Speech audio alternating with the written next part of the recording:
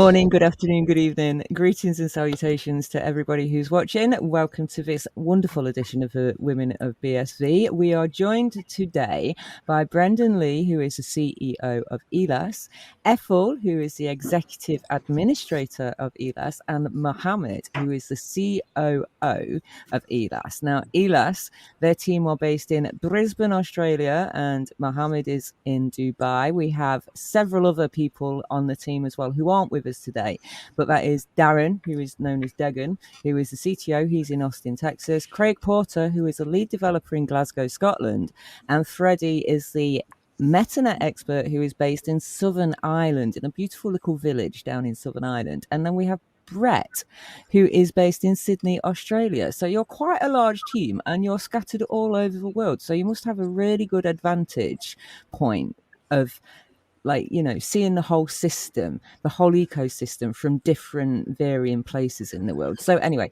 welcome to the show. Thank you, Brendan. Thank you, Ethel. And thank you, Mohammed, for joining us. How are you doing today? Very well, yes. Thanks, ladies. Great. Yeah. Thank you for having us. Quite late in the evening for you, isn't it? Like 9-ish, 10-ish? 9? 20 to 10 right now. We appreciate you joining us so late. We really do. We spoke to you a few weeks back about your conference, which seemed to go really swimmingly by the sound of it. Went really well. Yes, very happy with how things went. It did. Yeah. I watched it all. I thought it was great. Anyway, but we wanted to get you back on to talk about Elas, because weirdly, a year into the Women of BSV, we've never had you on to talk about Elas. I don't know how that we've kind of overlooked that, but here we are. So, as far as I can make out from the outside, you're like a development agency or like an R&D, like you're coming up with new protocols, taking on projects with people. Explain to us what Elas does. So Elas is, like you say, it's a software development company, but it is primarily built around software which we develop completely ourselves, and so that software does things using the Bitcoin public ledger that we've designed and come up with ourselves, and so that includes a tokenization system. That includes some reasonably advanced capabilities relating to the MetaNet and how ledgers for business and platform management are created and organized on the blockchain. And, you know, that's not something that we really hear a lot about in the space in terms of, you know, how you should actually be organizing the records that your business generates in a database on the blockchain, you know, and until now it's often been pretty scattershot. People are just attaching stuff to transactions and planting them on the ledger and then trying to keep track of everything. But there's not really a good link between the transactions and the next transaction that might have something to do with that object or thing that's being used. So let me break this down, because I did see your spot at Dubai where you were talking about, it wasn't a private network. How did you describe it? It was private ledgers on a public blockchain. So explain that to us. Explain why you would want to do that and what advantage it gets you. Well, so when we talk about a private ledger on the public blockchain, effectively what we're saying is that we're allowing you to create a zone within which you have exclusive control. And by that, it means you can control who can create data within there, who can, if you encrypt things the right way and manage that properly, you can control who can see things. And really, while everything is being captured and recorded on a public ledger, if you're not inside the system and you're looking in and trying to see what's happening, it's unless stuff is explicitly public within that, it's very opaque as to what's happening. There's not really any good way of being able to track things or people or anything within that system unless you are part of it and have those permissions. So that's what we mean by private ledger. So it's not like a private blockchain where it's you run it or anything like that. Like it fully utilizes the Bitcoin SV public blockchain, but the activities are managed in a way that is private. And so the whole goal of this is then to allow that company or business to maintain a list, a database of their own transactions, build a working blockchain that is just their transactions, and then to use that to deliver the service that they're selling to their customers. Just logistic, because that sounds great, but logistically, the blockchain's always moving on, and it's kind of linear, isn't it? A chain of transactions. So what do you do? Like tagging the transactions somehow? Well, kind of, yes. So what happens is when you create a new node within the metanet, that's a spendable token, and so on that token is that metanet data, and so that has a link back to the higher level transaction that is outlines who is controlling that part of that ledger.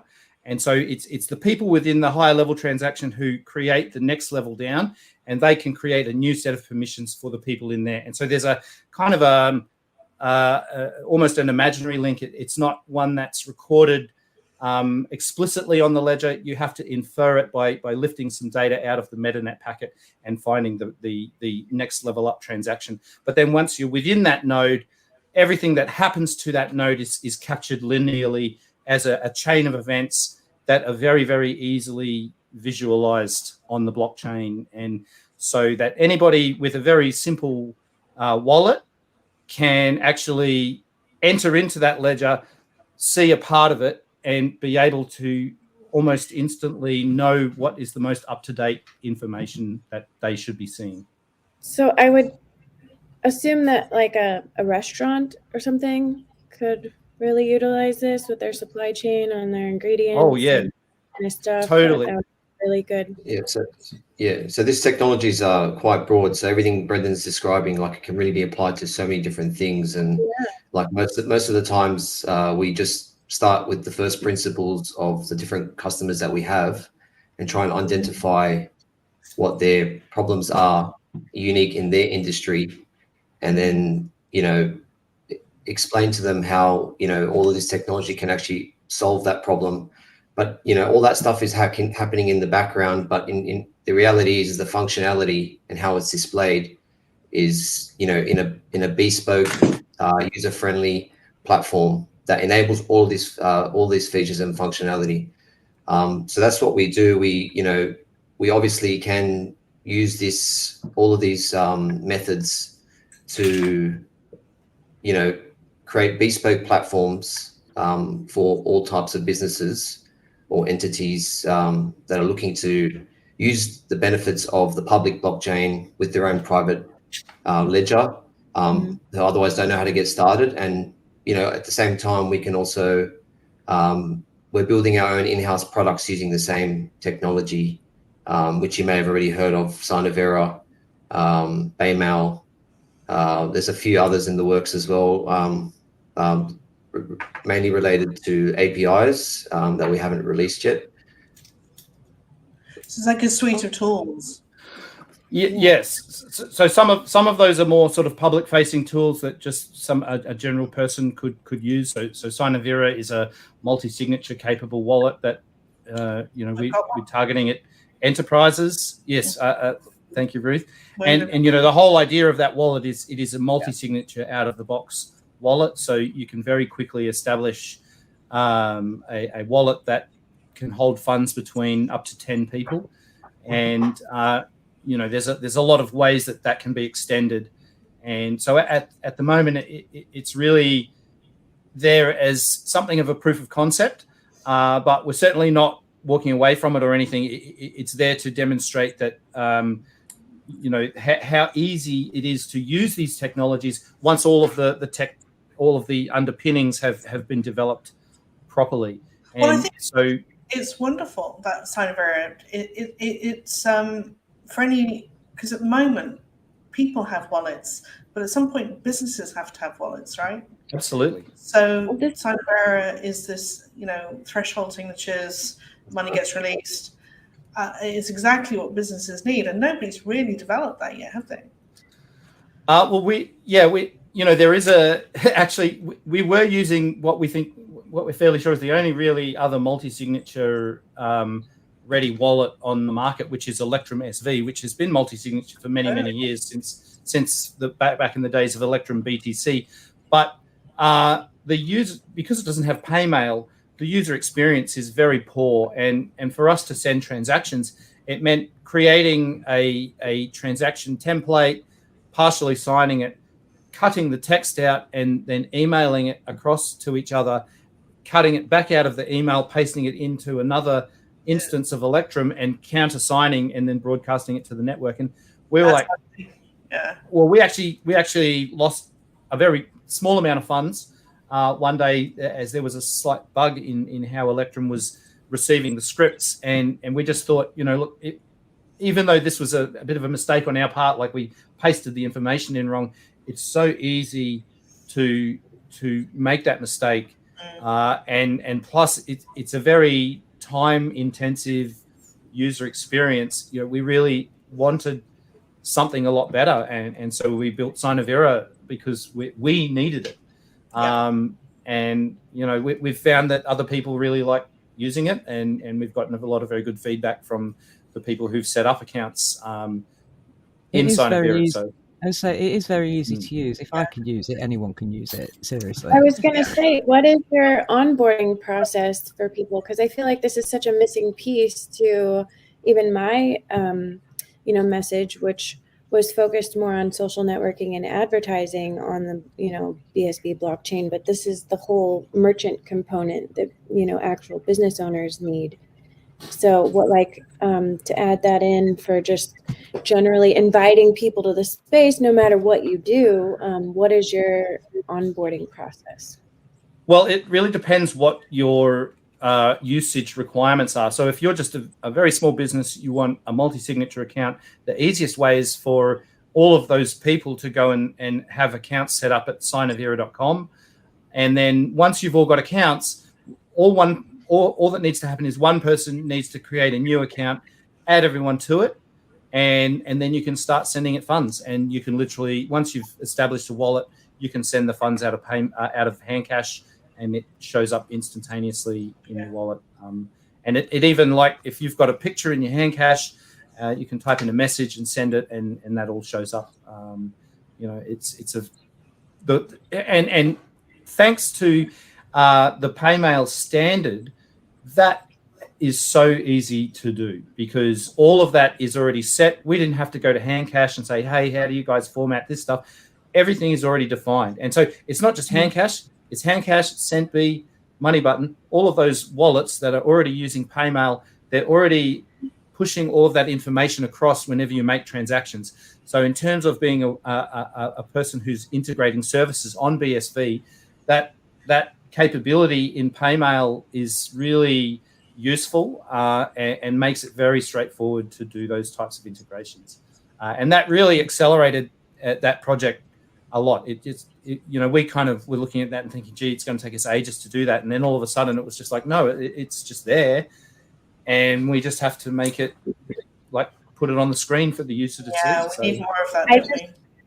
I just have to ask, because it's something I love doing with developers on this site, but is there anything you can show us, like after everyone were to get a wallet, to share your screen and then show anything about like what the user interface looks like for the business owner that would then have to set up all the other stuff? Or we could do a very quick demo of Sinovera if you all wanted, but I don't know how much time we have. But yeah, if you want to spend 15 minutes doing that, we can do that. Yeah, we're only 14 minutes in. If you're open to it, I love showing like the hands-on on these episodes. If you guys go for it. All right. Well, if you all go to sinovera.com, what we might do, I'll share my screen and I'll just create a 2-person wallet between Mo and myself. And we'll just generate some transactions. Because I'm looking in. Otherwise, it was sinovera.metanet.icu that we signed up under. Yeah. Yes, that's so. One of the features of Sinovera is that the whole wallet can be deployed at any domain. And so, if you have your company, you just deploy Sinovera at your company, and then you can create paymails that reflect your Sweet. company's domain. And so we, one of the things we did very early on was actually deploy Sinavera to the MetaNet ICU domain. And so that's what you guys have probably signed up to. right. And so what that means is that to use it, you've got to log in through MetaNet ICU. Right. So, but we could we actually do sinavera.womenofBSV.com? Yes, of course. Yeah. That would be good. Yeah. That would be the There's best. a lot we can do. Let's set it up Because live. anything that we got coming in, we could just actually forward to that wallet, and then when it needs paying out, you've got you would just so you would have the group of women of BSV, and then you would agree among yourselves, okay, well, we need at least 3 of us to sign money out of the account. Yeah. And then it would be a 3 of how many women of BSV are there now? 6. Well, there's It's a fluid concept. Because people on the out. outskirts, and then there's like 7 of us that are doing the shows at the minute. So okay, well, let me just share my screen here and actually share my screen. Where are we here?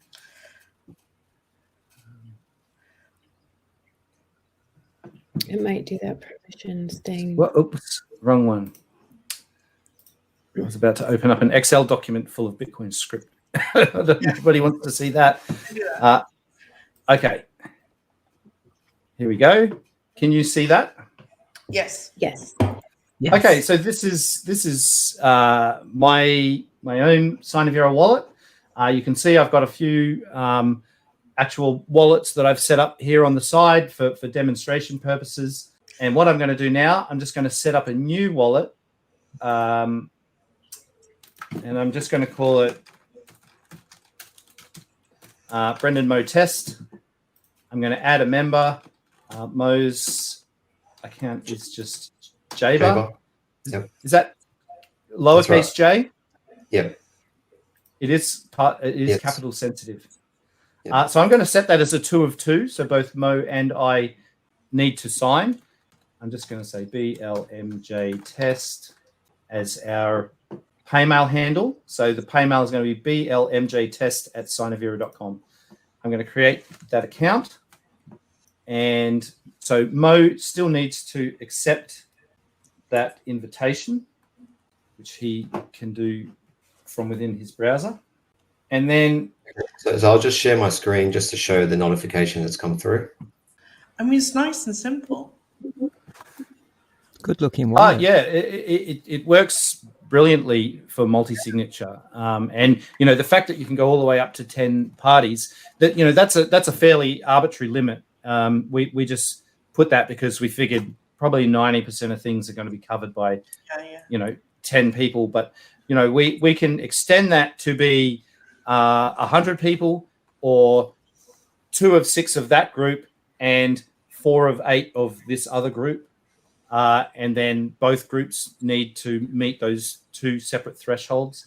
There's really, with Bitcoin script, you're very much unlimited in terms of how complex you want to make things. So I would say that this multi-signature arrangement that we've created is relatively simple in compared to some of the stuff that we will see. I was going to say, imagine if Craig would have had this when he was trying to do his tulip trust compared to what he's probably had to do. Totally. So we just go to my screen. Okay. Now I'm sharing. So I've got my default account, Jaber, which is the default individual account that you have, which will be jaber@sinavera.com. Just received this notification request for Brendan Mo Test.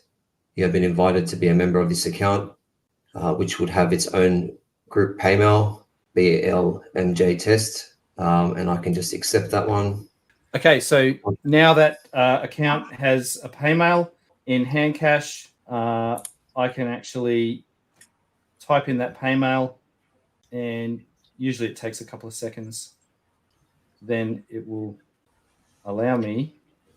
It doesn't usually take this long, but there we go. I can send $1 or 1 cent. I think this is the first time in history that sending a penny to me is way more impressive than a whole dollar. So you can see from Brendan at handcash.io, 1 cent. You can see my little handcash photo has come up.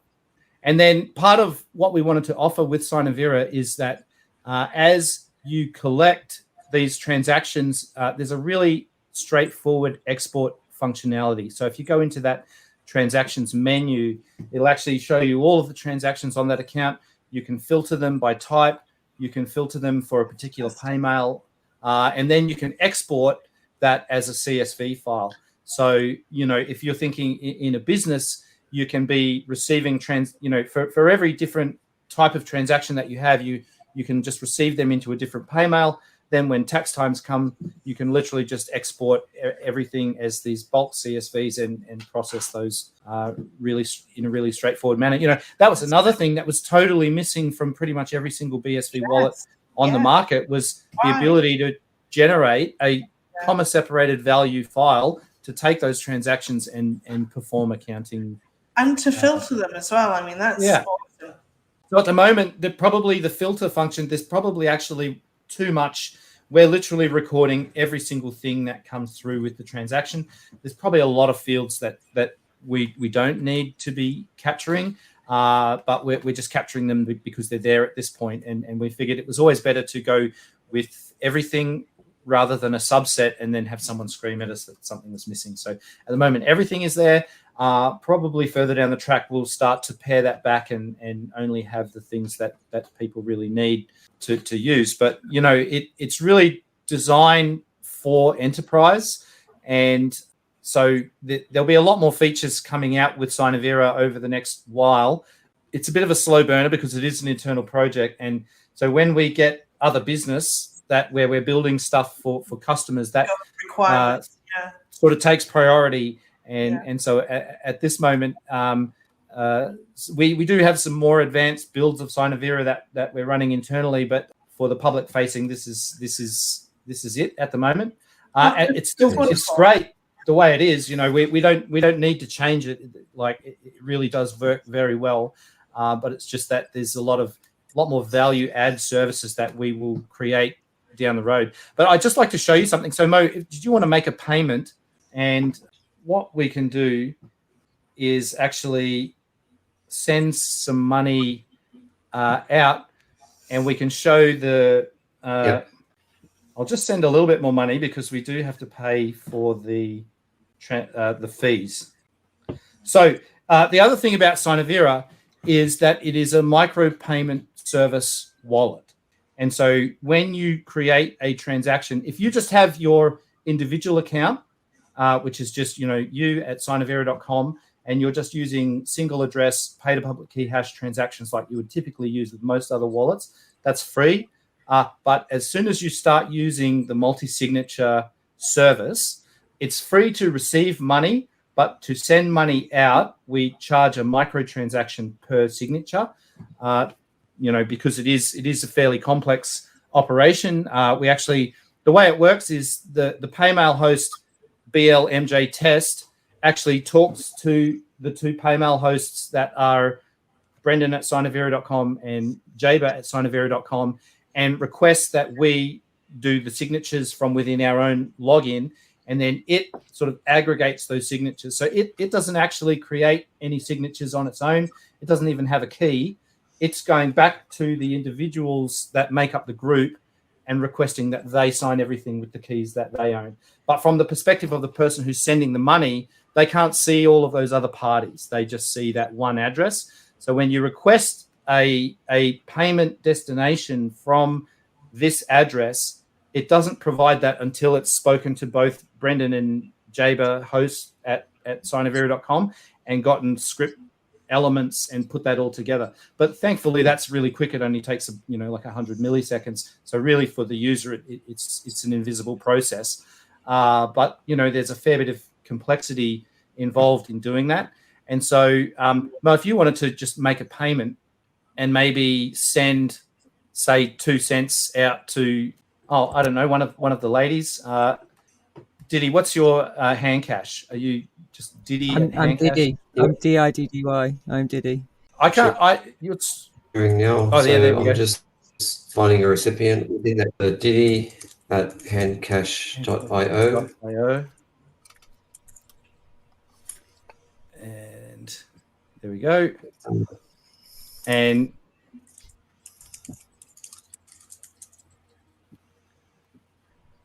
just keyboard.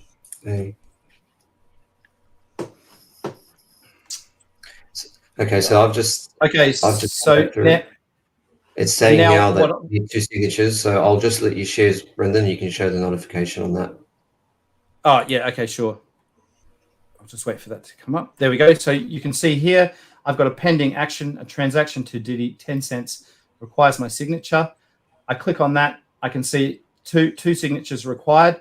I can see that Mo's already signed. He's waiting for me. I'm just going to click sign, and I've signed, and that should go straight through. And I just heard a bit. Diddy, was that you receiving on your end? So yes, it was. So I should be able to. So you can see my screen there. And yeah, let me just update that. Should we get? There we go. Brendan Mo test. So that comes through here. You see that?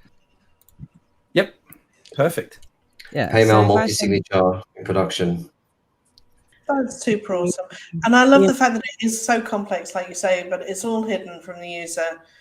You know, they're very kind of very few buttons to press, which I think is good in a wallet, honestly. You know what I mean? It's not confusing. It's not got so many different options that you don't know what you're doing. So I think that's a win there. That's absolutely brilliant. I'm going to send you back. As we say, you know, businesses all are going to need this. All of them. Yeah. I totally agree. Okay, there we go. I've got another pending action to Casey. I'm going to sign that one as well. And I can now see I've also received some funds from Diddy 8 seconds ago. Yeah. I only sent you a penny. That's all right. I've made 7p profit. Worth it. So yeah, I mean that's Sinavera, and so then to give you a quick, you know, so these are the transactions. I can filter. I can filter them just to show me. I can just filter them to Diddy, and it will just show me the transactions from you, and then I can export just those transactions from you. Oh, that's phenomenal. Now that's one of the things that a lot of the wallets as a CSV don't do. Yeah. So that search function is really cool. You can that's cool. And so when you know you can imagine that when you've got a couple of thousand transactions in there and you're looking for something, you can just filter. I know it came from this person, or there was this message attached to it. You can filter for that. It's so anyway, imagine how much easier your tax reporting is going to be. Exactly. Yeah.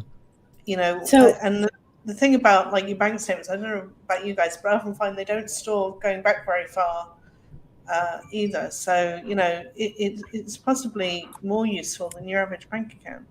Yeah, for reconciliation purposes, it's going to be absolutely awesome. So but is there like a next step for the consumer on, okay, now that you've got your wallet set up, here's how you track your supply chain product yet? Oh yeah, talk to us about your tokens, because that's the next thing to talk about. Yeah, well, so I mean that's really much more of what Mo was saying about bespoke platforms. So you know the whole thing with tokens really comes down to what is it that you're trying to do, and then the goal for us really is to design a ledger solution. So really to create a layout for that structure of how you're going to build everything on the blockchain. And that's right down to, okay, so we have, you know, the company at the top, and then this department in this node, and this department in this node, and this department here. And from this department here, this is where the tokens come out of. And then we issue them from a child node of that. And then anybody who's receiving those tokens can really, you know, track the provenance and know that they're using tokens that were issued from within that ledger. So they're in the right place. They're interacting with the right Is that solving that back to Genesis problem? Or is that something else? Well, the back to Genesis problem does come into it, but really, I think to me that's actually a pretty overhyped problem. It's really, I believe that 95 or even more % of token use cases will actually be tokens that self-destruct after being handled, 1 or 2 times. And so in that type of scenario, you absolutely do not need any kind of back to Genesis solution, because the solution is you just look on the public ledger and the information is right there. And the only reason you need a back to Genesis ledger is if that token is being used many, many hundreds of times, and the task of scanning back to Genesis becomes too great. And but we have some ideas that effectively get around that. And so we're looking to implement those later this year, and we think that those will adequately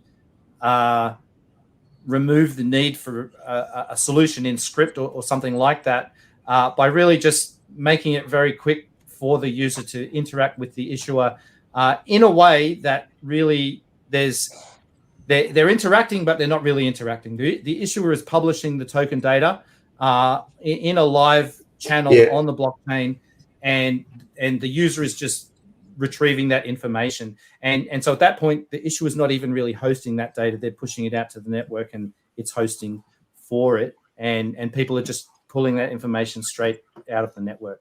And so, at that point, you're receiving valid information from the issuer. You can check the signatures. When somebody transmits you a token, you can go and look at that information and check, well, is this token real?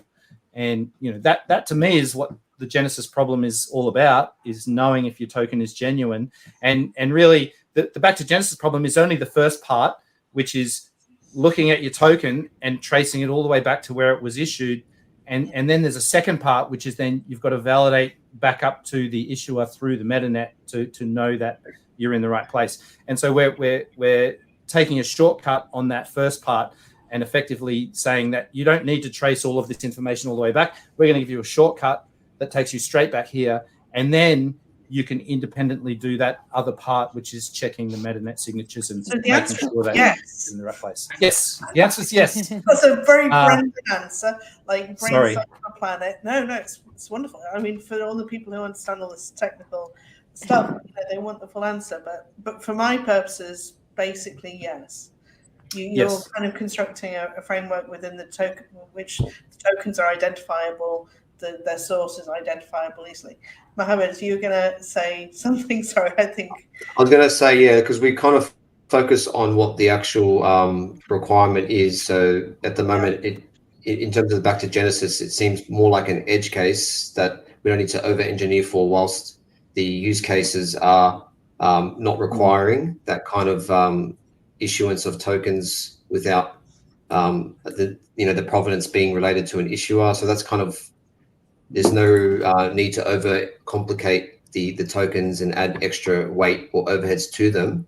But there is use cases for the back to Genesis problem that may apply in certain situations that once required to solve for, we can kind of implement them for those kind of reason, for those solutions that require it, as opposed to just for everything as a blanket. Because our ethos is just kind of, it can be as simple or as complex as needed in terms of the tokens and the solution, but everything is a trade-off.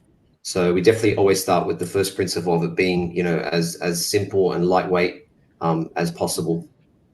So basically, you're solving problems for businesses, right? Yes. So you're coming at it from the opposite end of a lot of these, token protocol creators who are trying to create a protocol that can be used by multiple wallets and the end user.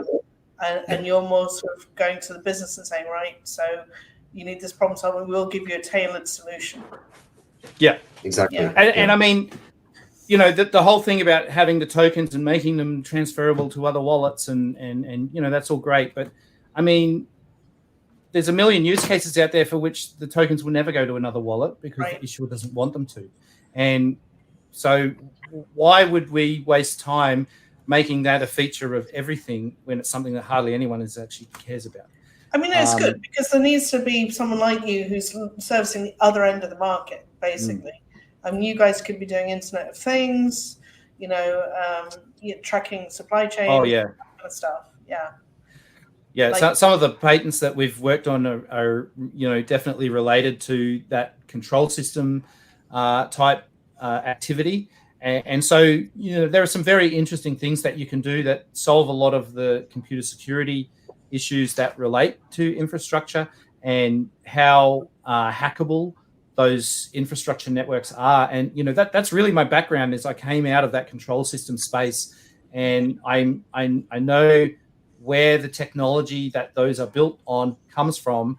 And it's a decade that most of us probably were not born in. And so it's an industry that changes very slowly. And so I think there's probably about a 10-year window in which we're going to be able to sort of radically transform how we actually manage Internet of Things devices. And we're going to do that by instructing them via the public ledger rather than via end-to-end communication or not even end-to-end. Like at the moment, control system networks are very much like a sort of a mesh or web network. You have a central single controller and it's telling everything what to do. And so that becomes like a really attackable thing. Yeah. And so some of these hacks that have happened, it's essentially they cut that link and then pretend to be the controller, and they tell all the devices out in the field to do like the wrong thing, but then they feed back to the control system, everything looks good. And so the control system thinks everything looks good. The people running the control system thinks everything looks good. But out in the factory, things are smashing into each other and going haywire. And, if you don't have those communication interfaces, public or sort of connecting directly to each other, and you're obfuscating the means by which the messages are being passed, your attack surface goes from a single element to the whole blockchain network. And have so to take the whole blockchain down in order to basically. Yeah. And Craig has talked about it a few times. He calls like the crunchy shell network, where to crack anything, you must crack the device that holds the key for that thing. And so there's no more hackers have hacked this thing and stolen 100 million people's details, because to hack 100 million people's details, you've now got to crack 100 million separate keys and devices and wallets. And so we can take that and we can apply that to control systems and really make the world a safer place. And that's just one of the amazing things that we can do with this technology. Yeah. So can I ask a question that's kind of just a personal curiosity question in regards to tokens on BSV versus other chains? Sure. I kind of pinged you about this in the past, but Diddy and I are big fans of a guy named Michael Tellinger, who has a movement that he started called One Small Town.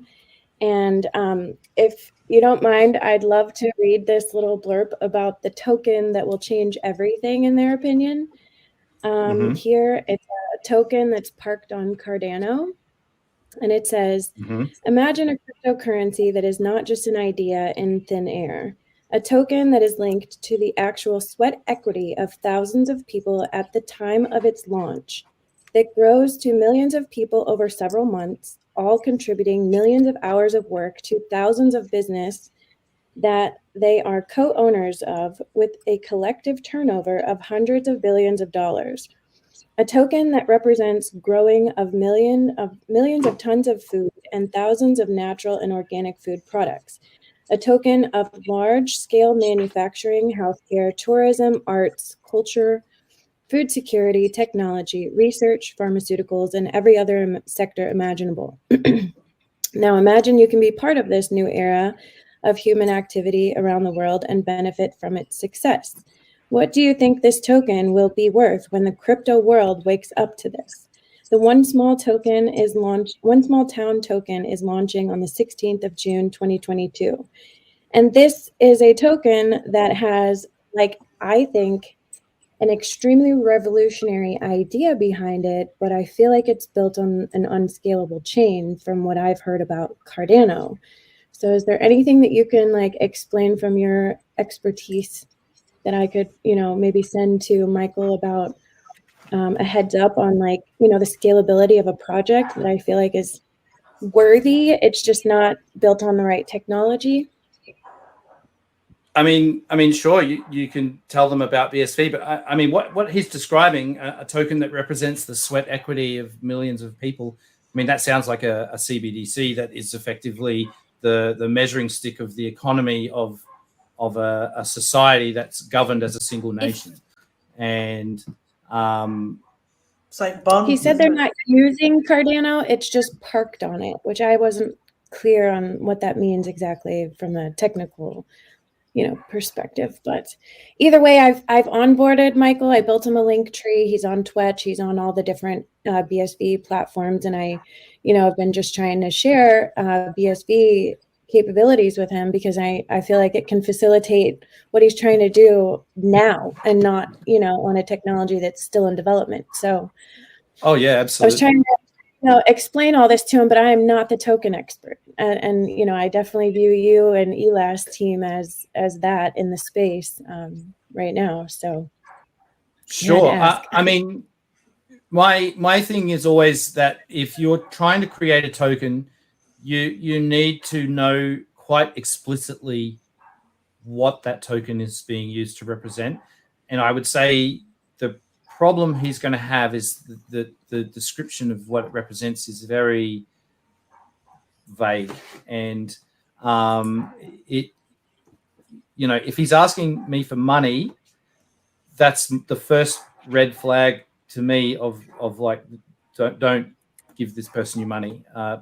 The one thing that I appreciate about BSV is that nobody's asking me for money for tokens. People are offering me to go and buy their NFTs and whatever, but there's no ICOs. There's no one saying here's 1 million tokens. If you come and buy them, they'll go up in value for that bullshit, whatever reason. And I know that he's trying to do the right thing with this. I think probably needs to think about what that token is going to be used for. I see a lot of projects, especially on the crypto stuff that's out there, where they're trying to create a token, and it like one particular example we have, it's a meat-based product token, beef token, and it's literally you buy beef token, and then the value is meant to go up, and then you can take beef token and use it to buy beef. And so all of a sudden I've paid $100, but now I can go and buy $200 worth of beef. But then you ask the question, when I buy the beef off the farmer with the beef token, what does he do with it? Mm-hmm. Because it's not like he can go to the feed shop and pay beef token to buy the feed. Like there's a gap in the economics there, where actually it's far too narrowly applied for it to ever be a value carrying instrument. You've got to, because it's just nebulous beef, that doesn't really, it's not something that you can quantify. You've got to tokenize a cow or 2 kilos of steak or whatever it is for that value to be accurately represented by a token. And so, we're always looking to make sure that anything that becomes that, or that gets represented by a token is really super specific, super well defined, and that anybody who's receiving that token will have a very clear and explicit understanding of exactly what holding that token represents. Yeah, I'm seeing here it's saying something about the expected launch of the Porras trading platform is July 4th. These tokens will be available on that platform. But it's basically allow anyone to hold both tokens and local currency cash in your wallet, and you'll be able to pay anyone in cash or tokens anywhere around the world instantly without delays or interference from any banks for free. Is what this is saying. Is a game changer that will liberate billions of people from being held hostage by banks, especially international payments.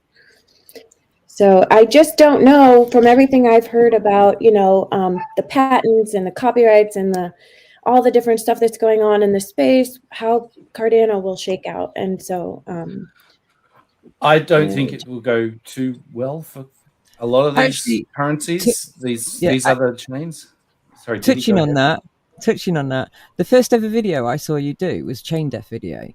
So do you want to touch on, because this to me actually is relevant to these chains in a sense of, do you want to just explain what chain death was all about?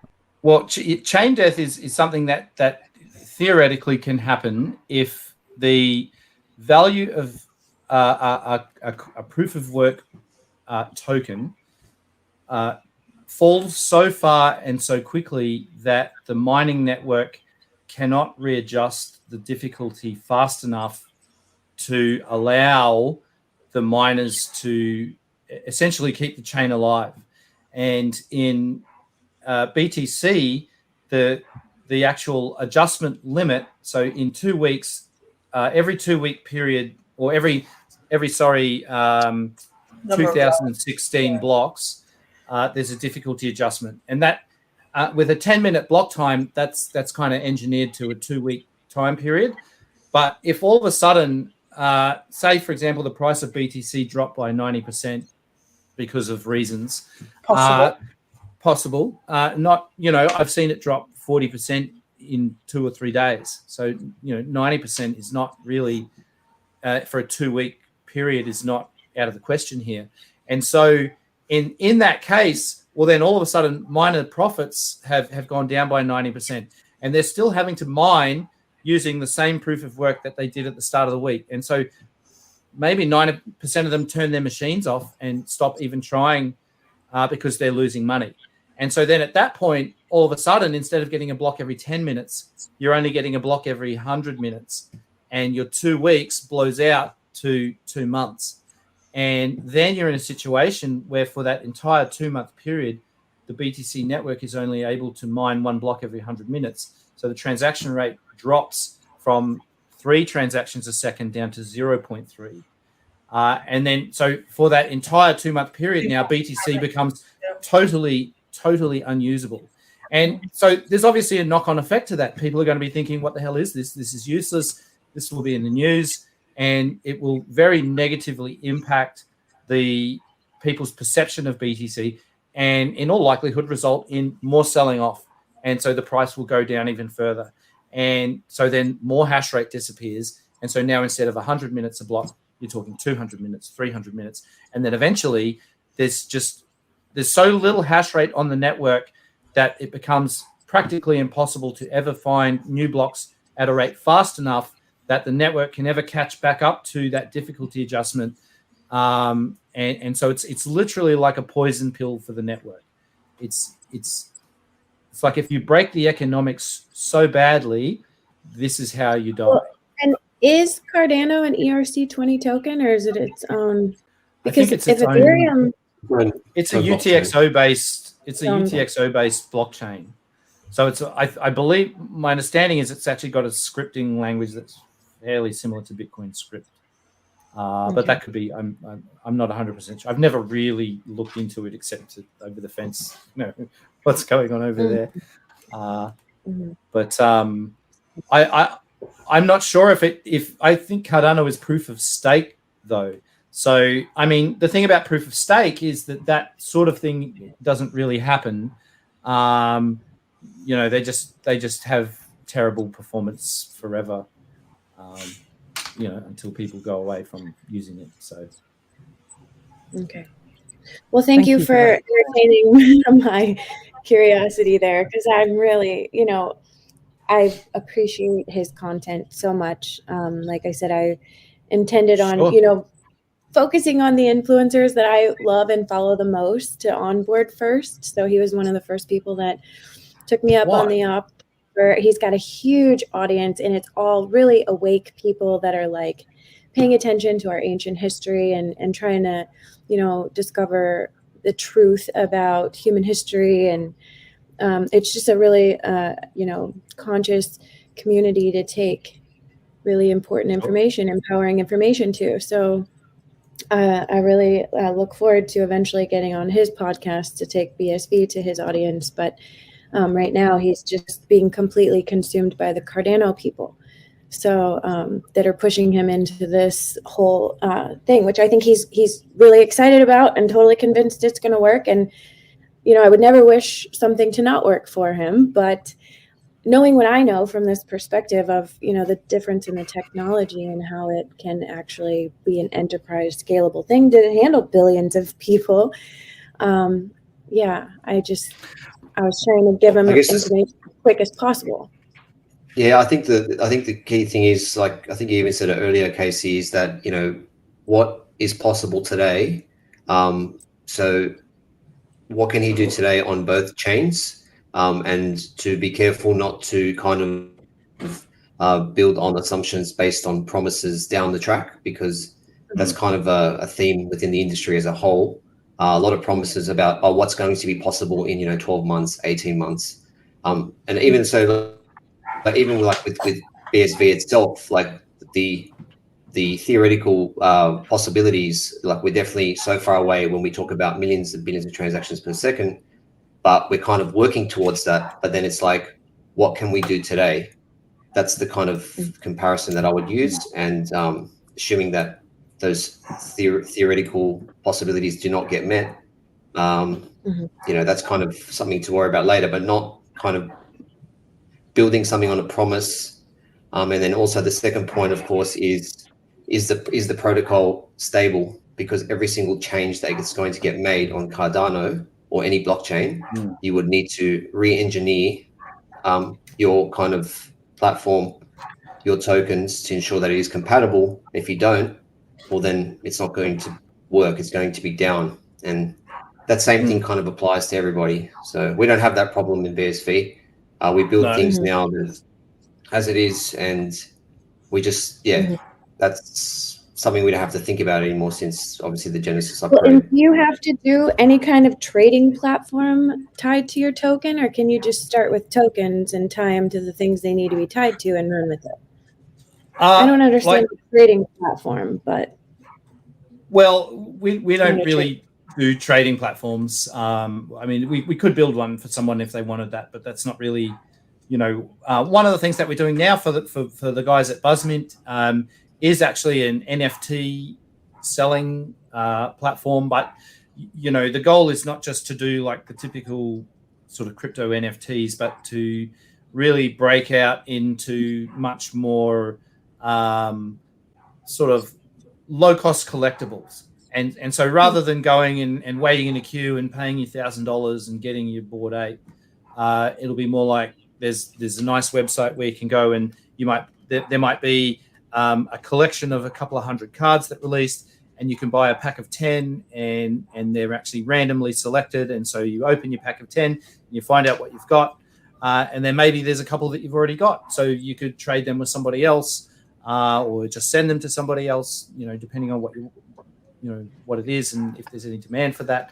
And so it's really their thing is they're very brand aware, and so they're really building it for companies that have existing brands and properties and who want to potentially migrate them from physical products or some products that are partially digitally delivered to being digitally delivered but now over the blockchain, and really seeking to make that the predominant way that digital content is bought and sold over the internet.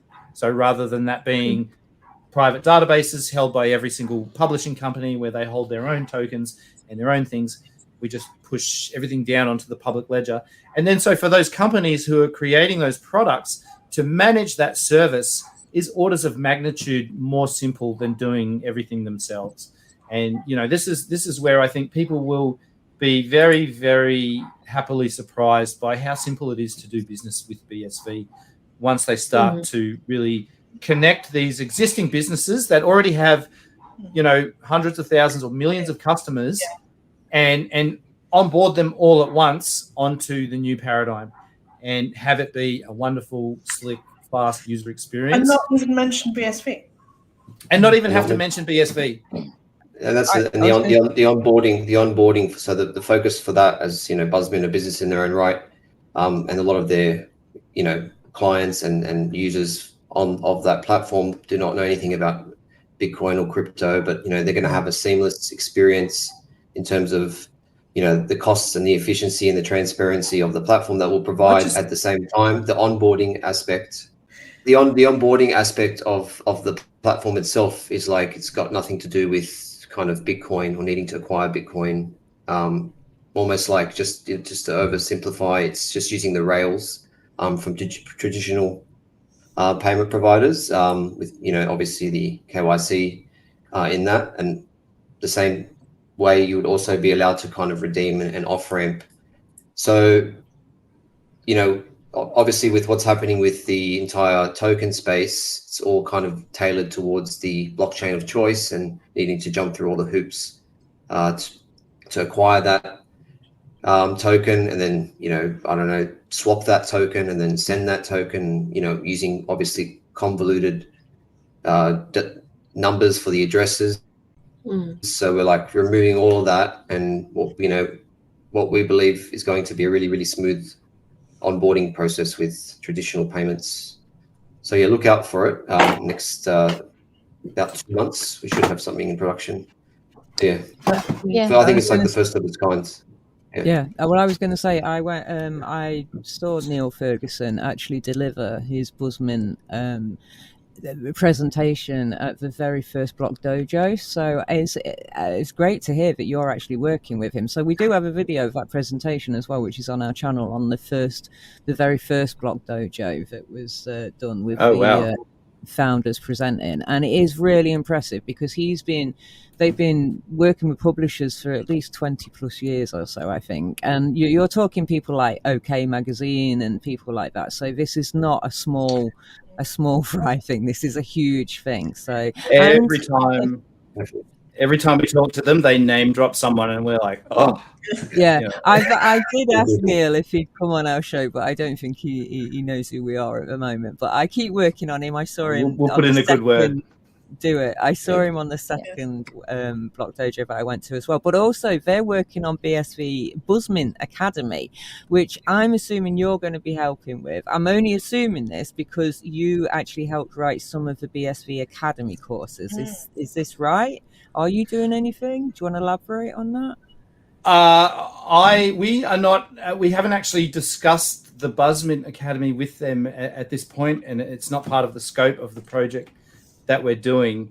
And so my academic focus is still 100% on BSV Academy. So I still have my role at the Bitcoin Association, which changed recently. I'm now the chief content creator there, and so still working on. We're actually kind of doing a bit of a radical change of how we deliver the courses. One of the things that we think was people were showing up to the website, and the streams that we had were theory, development, and infrastructure. And so for a lot of people showing up who were like, well, theory, I'm not a philosopher. Infrastructure, I'm not an engineer. Developer, I'm not a developer. None of this is for me. I'm leaving. And really, that's not really what we wanted. And so we're actually going to break it up now. So it'll be much more like Bitcoin for law, Bitcoin for accounting, Bitcoin for science, Bitcoin for engineering. And so really turning it into career-based modules. And so that will allow us, there'll be courses that we're using across multiple of those streams. But really just trying to say that, well, if you're a lawyer, this is a course that you can study, and it's not, while it is technical and it does cover technical concepts, it's not technical in the way it's delivered. And really you should be able to understand the core concepts. And if you're so part of that focus was so much of the work was sort of being driven towards that developer segment. And I just thought, look, this is actually not really where we want to be, because developers are kind of the second step in a revolutionary platform. What typically happens is you have somebody who is a lawyer, who is an accountant, who's a scientist, who gets jack of the way they do things, leaves the industry, and then goes and creates a company and builds a product that solves whatever that issue was that they were facing. And it's not until they come up with that idea, sort of really refine the platform, go out, get investors, then they go and look for developers. And so for me, I think those are the people that we need to be targeting, and they're not developers. They're everybody else. And so now, well, it's not quite ready yet. It'll be a few more weeks before we affect the change on the website. But, you know, once that's ready, anybody from, you know, multiple different career streams will be able to come to the Academy website, and there'll be something that is very tailored to what they do. And so that will allow us then to see where the demand is. And then the future courses that we develop will target those areas where there is the most demand, or where we see that we're really lacking some particular. What about Bitcoin for like C-level executives? Or so parliamentarians or something. That would be cool. You would almost think we set that up, Ruth. So actually, I think if you go to the Bitcoin SV Academy today, I think let me just check before I tell Porky Pies. But we have just, or are just about to release a course called Introduction to Bitcoin Enterprise. And okay, I'm seeing it's not here on the website today, but oh no, there it is. So if you click on Bitcoin Essentials, Introduction to Bitcoin Enterprise, that is really targeted at those like C-level people. And perfect. So it doesn't have any assessment. And so from the moment you go in, you can literally just go straight to the part that you want to see. But we really cover the whole Bitcoin system design, what you can do, all of the good things about it, how it scales, why it's so great, why you should use it, and really trying to help people to understand BSV. And because I think that's the biggest problem is there's a total lack of even knowledge of the existence of BSV. I mean, Ethel, when we were trying to get people to come to our conference, Ethel was calling people and saying, oh, we're doing a conference, it's about BSV blockchain. And these are blockchain people, and they have never even heard of BSV, which kind of blows my mind. But so yeah, like this course, sorry. Yeah, sorry, go Ethel. Well, yeah, like for example, a lecturer at a university, was doing research on different, mostly Ethereum or Polygon, but she had no idea that BTC didn't run on, the original protocol of Bitcoin, which, I found not acceptable. So I think that's our next step, is to try and get into the universities and maybe try and do a guest lecturing, maybe mentoring with students if that's a possibility. But yeah, that's the goal for the next 6 months, I think. We had Robin Delisier on, definitely talking about that with the Social Bitcoin Web Consortium, or now calling it the Internet Postal System Consortium, bringing those students into the development of these new protocols as we extend Paymail and all that stuff that's happening is really exciting, and I think would be a great place to plug them in. But you praised Paymail. I've heard some developers in the space or business, people kind of talk bad about it. But from what I'm hearing, not being a technical person, the description of how Paymail can be extended is like unbelievable and very powerful. So amazing. To completely transform the internet. I think it's all very exciting. So getting those students educated on, the development side and into the universities is definitely important. Just to cover the conference just very slightly, Ethel. Tell us, how did it go in your estimation? Is it an easy thing to organize? Is it really hard? Did it go well? I think the time restraints made it a little bit more difficult than it should have been. But after all that was said and done, I think we did pretty well. I think the speakers that came to the conference did an amazing job of presenting. And, you know, we did get a couple of university lecturers, a few PhD students that we've actually contacted post-conference. We had a couple of business meetings post-conference with, you know, possible clients. Cool. So yeah, I think for Elas it was very beneficial, and I think it just gave us a lot of ideas of what else do we need to be doing to raise more awareness about Bitcoin SB, not only for Elas but for Australian BSV businesses. So I think it was very beneficial. Are you going to be organising another one? Like, is it going to be a regular thing that you're going to start doing now? Yeah, well, no, I think so. I think Eli Afram, he's in Melbourne. He wants to do a conference or a meetup with the construction industry in October. So perfect. Yeah. Yeah. As a drone pilot, I see so many applications for blockchain in the construction industry. It's unbelievable. Like I actually would love to get like the Weather SV guys or somebody on.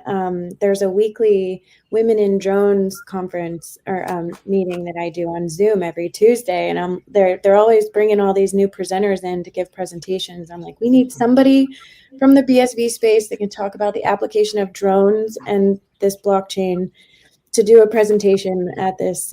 So anybody that wants to volunteer for that, reach out to me and I'll get you plugged into the right people, because it's definitely a good fit for the construction agency or industry.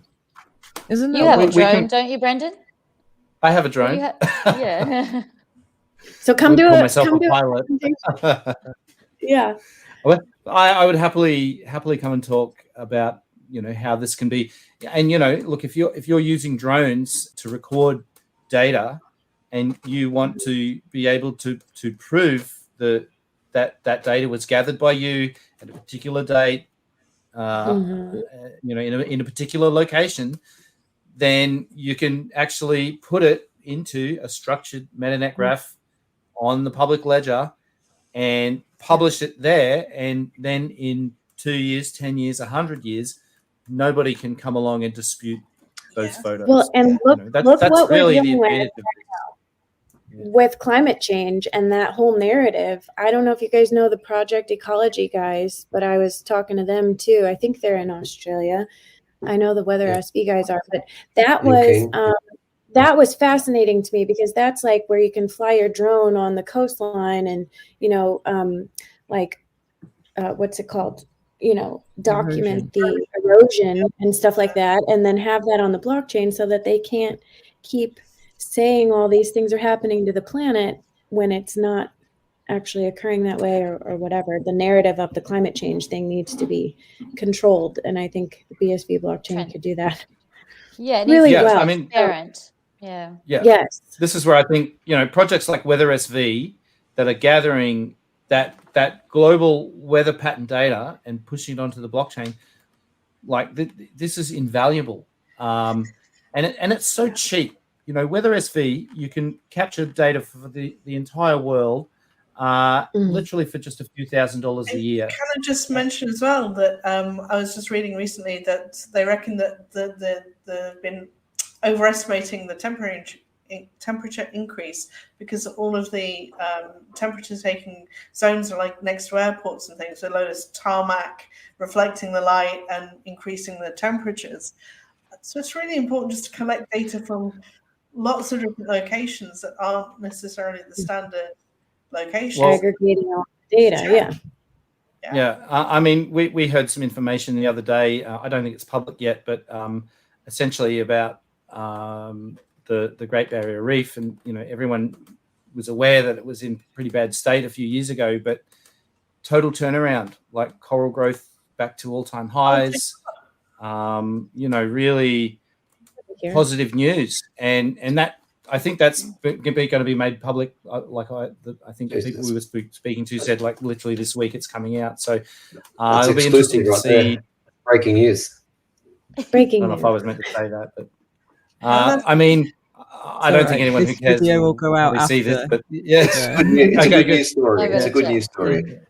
It's a good news story, and I think it just goes to show. I mean, I think my dad would be looking down at this and going, "Oh well, I told you so," because he grew up on the reef in Papua New Guinea, and what he told me 20 years ago was, well, up there in that sort of that area, all the same coral is living in water that is 2 to 3 degrees hotter all year round than what it is where that exact same coral lives on the Great Barrier Reef.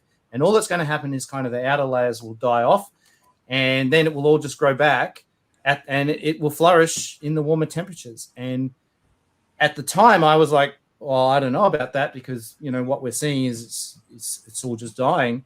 But he was right. So, and what is the cause of the so like it's evolving in real time? Do you mean like adjusting to I mean that would be my interpretation of it. Yeah, is that literally it's not so much that it's evolving, it's just that the weaker ones died off and the stronger ones took over, and now they're going gangbusters. It's really exciting to me that even on Weather SV, you can be an independent meteorologist. We've got all these like meteorologists and people that are giving us information about all these things that are so controlled and under their chokehold on what they can and cannot say. So to be able to empower independent people to come, bring content across all these different platforms is just, it's another motive for suppression of BSV. Can I just say as well, going back to the courses thing, Brendan, are these courses being made available on like Coursera and all these other platforms? Because I mean, not only could you charge a little bit for them and make some money, but more people might see them. They are not at this stage, and look, there may be some movement in that direction further down the track, but at this stage, they're just remaining on the Bitcoin SV Academy. Free to access. We want them to be free, at least for now, and it may be that further down the track that changes. But it could be that ironic situation that people value what they pay for, and that they, the places where they're looking for these courses might not be the Bitcoin Association website. Yeah. That's very true. We do have a team meeting tomorrow, so I might even ask about that. Unless they pay. I don't. That's not a terrible idea. Well, speaking of onboarding, I'll just say, do you guys plan on having any kind of like referral codes or referral links for people that help with onboarding people to the products you guys are building? Or we tend not to get involved in that sort of thing. So if BuzzMint was looking for people to refer, that would be something that BuzzMint would do themselves. I mean, if they needed tokens or something to do that, then we would probably build whatever it was, however, to manage that. But that's not something that we would directly do on their behalf. So, I mean, in terms of the Bitcoin Association at the moment, there's no real like benefit for people. I was talking for Elas, really, for just you guys. Yeah, no, we don't really. Have you got any tonic powers? I mean, that's perhaps. Yeah, no, we don't. Like, perhaps there's you should. Some cool events coming up. Freedom Fest is one that I went to a couple years ago and I loved. I'm going to start setting up a vending table at events for, sharing information. And, we've got to start getting more like in the real world, talking to people and the public about this stuff. So any kind of, marketing materials that you guys do have that talks about Elas or anything, I'm happy to set that out on a table and help to drive traffic to you guys. So I was just asking if, there was any kind of like, Lament gave me a KCVIP and gave us all each our own, referral code, even though you don't have like a referral thing, which I don't care. It's not about making the money. It's about sharing the information and empowering people. But it would be cool if there was a way you guys could do some kind of referral code if it's something that, you know, comes up, because it really incentivizes people to get out there and do that for you. I'm willing to do it regardless, but I'm just saying it's a great idea. We haven't it's a way considered to that, but help. it's a really good idea. Yeah, to start, you know, setting up these vendor experiences and just plan out a road life for the next couple of years. I mean, my main focus is marketing and onboarding, so that's what I'm getting paid to do. I might as well go put myself in fun environments that I enjoy, you know, the artists, the musicians, the content creators that are there at the event, and then just, you know, hold that space to invite them over and, you know, have the beautiful setup that, you know, is welcoming and impressive at finding people who are like really big influencers and, you know, getting in their ear. And one of the things that I do think at the moment, like with the Cardano thing, is like influencers tend to go with the first blockchain that they hear about, you know, and believe that that's the greatest thing since sliced bread. And so I think there is some value in trying to get to them. I would say it's a little bit different to what you said just there, Ruth. It might not necessarily be the first one that they look at, but it's definitely the first one that they buy. Yeah, it's the one. Yeah. It's the one that they go and get everyone else to buy. One they capture, so the price goes up. Yeah, that's it. And Casey, will you have like an iPad at the vending sites? Because I guess that's something that iPad you can. Yep, I'll probably have a couple of them, depending on if I have more people like manning the booth. But I definitely think, like, when I take this to the meetups or whatever, and I show people, you know, these platforms, they have never seen anything like that before.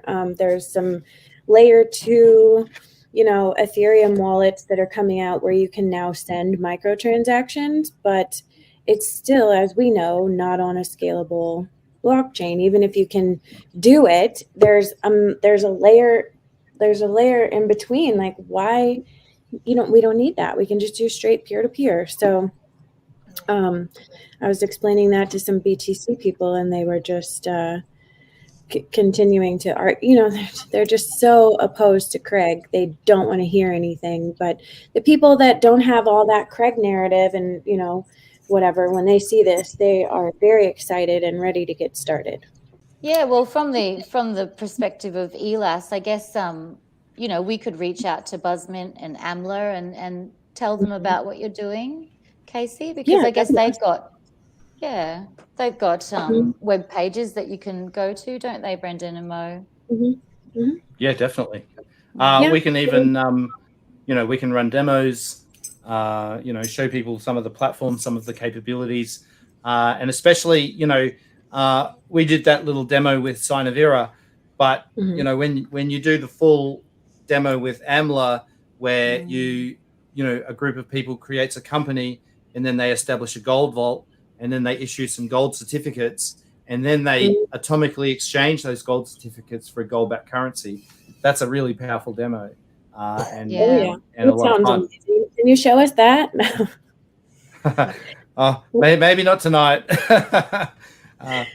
have to come back. I think if you wanted to see Amler, it would be much better if you got Eli Afram on the show, and you know, we'd be more than happy to support him on that, to do the demo and everything. But I mean, he knows how the whole thing works. But it's actually, you know, we built that 2 years ago, and really it a lot of the stuff that we do today was really set in the development of Amler. So a lot of the script templates that we use, a lot of the techniques that how we extend the metanet all came out of that project.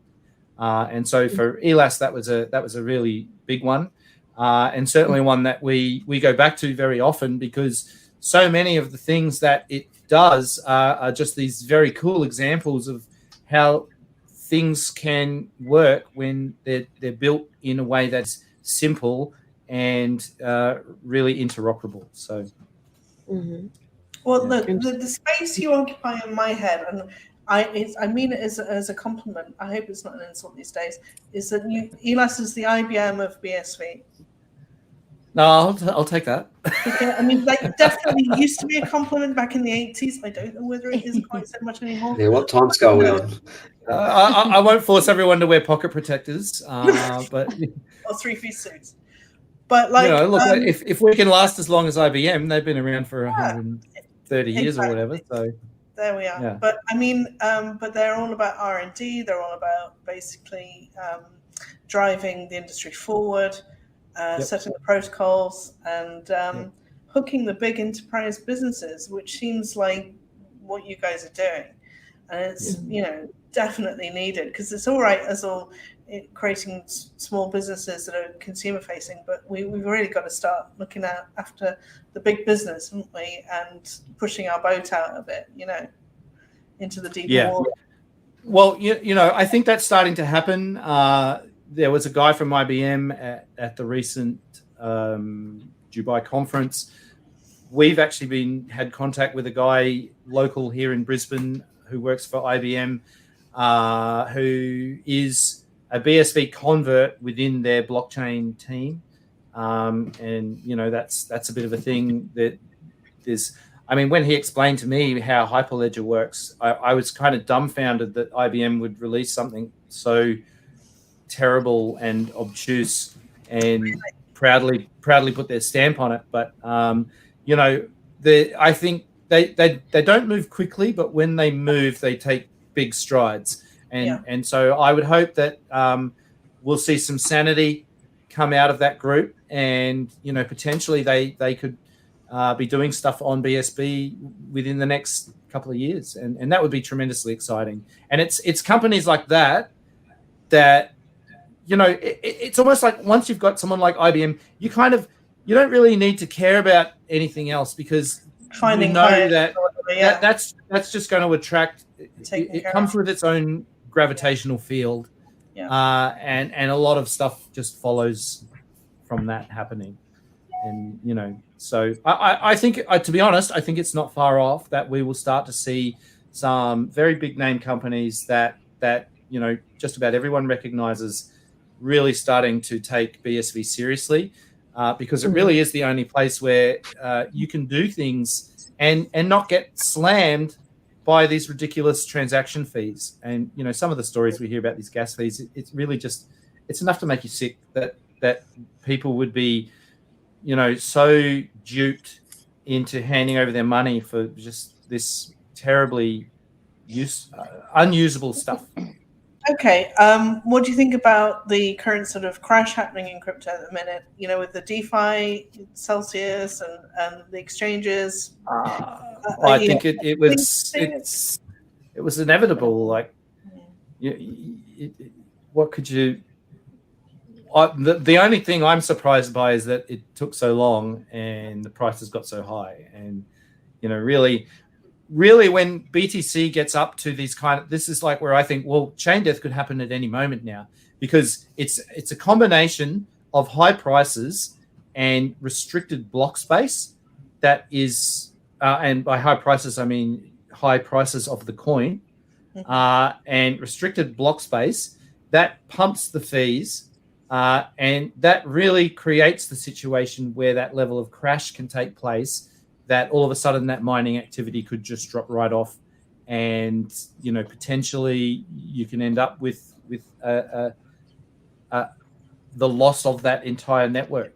No, it's a really good point, because the high price attracts the mining activity, which drives the difficulty algorithm high, that then causes the vulnerability. Yeah.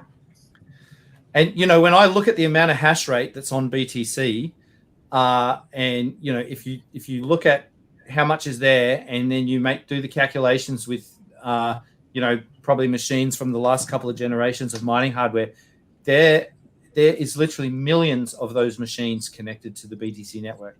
And so there has been, it's a little bit disappointing because it's happened on BSV as well.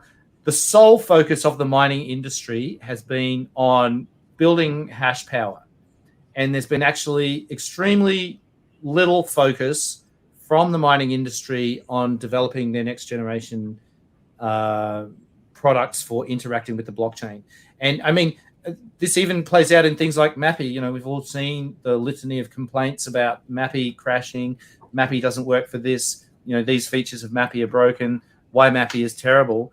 And, you know, when I look at some of those complaints, I agree. Yeah, look, the way that this has been rolled out, the way that you know, publishing, you know, one of the things they did, which kind of blew my mind, was they published, I think, 4 updates of Mappy. And in every single one of those 4 updates, they changed the code for a particular error. So for someone who had built something on Mappy version 1 that relied on that error being reported properly, it didn't work on Mappy version 2. So you have to go back in and fix it. And then they released version 3, and you have to go back in and fix it again.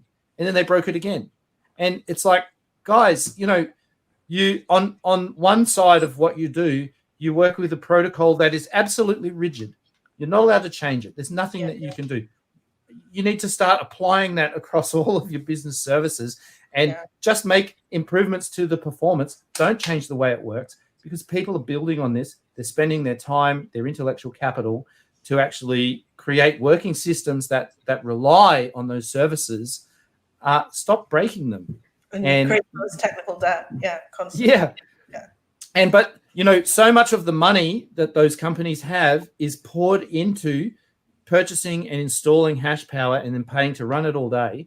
Honestly, what I think is that, like, we should actually see companies saying, actually, we're going to mine less blocks for the next year, and because we're not going to install any more machinery, and we're going to focus on being ready for massive scale, and we're going to focus on building those next generation systems instead of just this race to have the most feathers in our tail. And, you know, because even a peacock can have too many feathers in his tail, and you know, like, got to be able to fly with that thing, right? Craig would agree with you there. He likes the feathers. He likes the feathers. Well, I mean, but imagine a peacock that just was all feathers and no body and couldn't lift itself off the ground. And that's almost the situation that I kind of see here, where you have these hundreds of millions of dollars of equipment that really, the other thing that I see is all of this equipment has been designed for the age of the Bitcoin subsidy. And it all operates non-stop. There's no control that you have over what's working at any given moment. You can't be strategic with your application of that equipment. And what needs to happen as we move away from that subsidy is that miners have to really take control over how all of those machines work, because you don't want to be spending money on proof of work on a block that doesn't have any fees in it when there is no subsidy, because actually you're going to lose money. And we can model that, and we can show that you will lose money.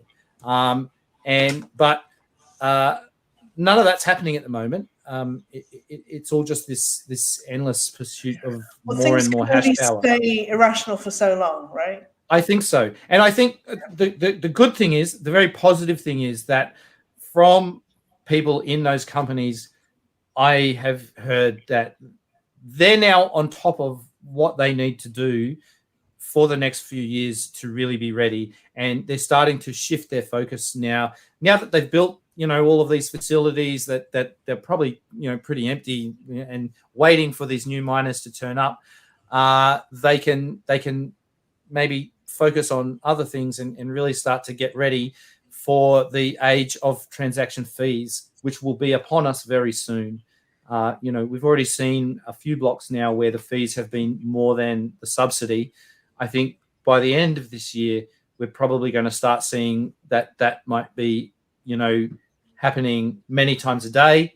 And definitely sometime next year, we'll get to a point where it is the majority of blocks have more transaction fees than they do block reward. And that will be borne out through there being millions and millions of transactions being processed by the network. And, how many transactions are we on at the moment per second? Do you know? I think it bounces around a fair bit. Like, I mean, they did that one day where there was 20 million transactions. So I think that works out to be about 300 or 400 per second, you know, if you evenly space them out over the day. I mean, we've hit the network with like 5,000 transactions a second for stress testy kind of things. And that didn't seem to phase it too much recently. I mean, just a year ago, that was a big problem. And I remember during the hash war, Ethel and I did the stress test, and we literally destroyed the whole network with 200 transactions a second. I'm not proud of that. Half the nodes went offline, and literally every service, wallet, and widget that used the network was just off, just didn't work, and for a good 24 hours. And that was because of what we did. Yeah, I remember that. Yeah, I mean, it was good intent. We believed that the network would be able to pick those transactions up and put them into blocks, but in the end, like, even just to get a 64 meg block was a lot of work. But now we see routinely, like, it's a 64 meg block is, that happens every half an hour. And whereas at that time, we had to, you wouldn't believe the amount of effort that we had to go to make that happen. It was pretty incredible. But so that's the evolution of the system, right? So what are we on, 4 gig blocks kind of as standard at the moment? Yeah. That's what the current miner policy is, either 4 gig, or maybe it could be that they even went up to 10 gig as like the network policy. But then, so there's a couple of policies. So there's the network wide policy, which is what nodes will accept from other nodes. But then the nodes can set their own individual policy. And so I would say what typically happens is they all agree with the network policy, but then no one actually goes and says, "I'll do 10 gigabyte blocks." They'll all set it to, like, say, 4 gigabyte blocks. And because there is a bit of, if you go and broadcast those gigantic blocks like that, there is some risk that those blocks will take a very long time to validate. And so they come with a much increased orphan risk. And that's down to how the transactions are being shared.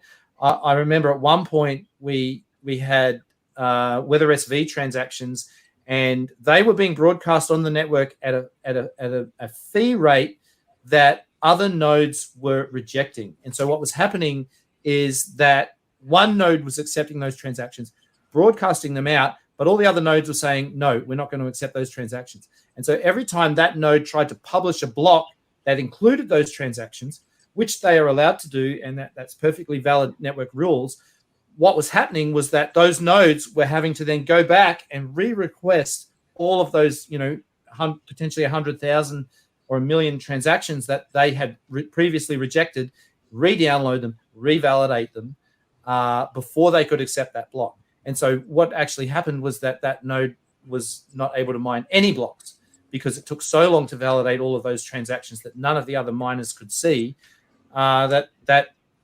every time they actually found a block, someone else would find another one, and everyone would just go, "We'll just use that because it's too much work to figure out what you guys have done there."